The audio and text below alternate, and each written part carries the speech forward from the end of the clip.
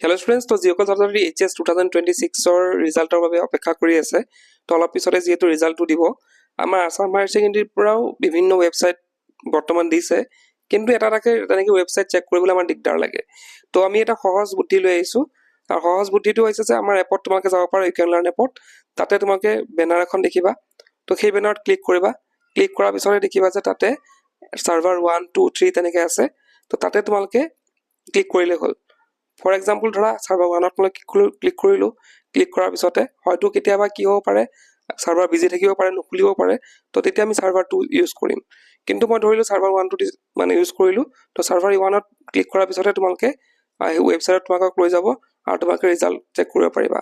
আৰু মই ক'লোঁ অলৰেডি যে কেতিয়াবা কি হ'ব পাৰে, ছাৰ্ভাৰ ডাউন হ'ব পাৰে, যিহেতু বহুতো ছাত্ৰ ছাত্ৰীয়ে চেক কৰে। গতিকে তোমালোকে ছাৰ্ভাৰ 2, ছাৰ্ভাৰ 3, ছাৰ্ভাৰ 4 তেনেকৈ ইউজ কৰি চাব পাৰা। তেনেদৰে তোমালোকে অতি সোনকালে ৰিজাল্টটো চাব পাৰিবা। এনেই গুগলত গৈ পেলাই বাৰে বাৰে চাৰ্চ কৰাতকৈ আমাৰ ইয়াতে সহজে চেক কৰি পেলাই তোমালোকে নিজৰ ৰিজাল্টটো চাব পাৰিবা। তেন্তে এইখিনি আছিলে। মই ডেছক্ৰিপশ্যনত আমাৰ এপৰ লিংকটো দি দিছোঁ, তাতে গৈ তোমালোকে এপটো ডাউনলোড কৰি তোমালোকৰ ৰিজাল্টসমূহ চেক কৰিব পাৰিবা। তেন্তে আজি ভিডিঅ'টো শেষ কৰিলোঁ। কিপ ৱাচিং, ইউ কেন লাৰ্ণ।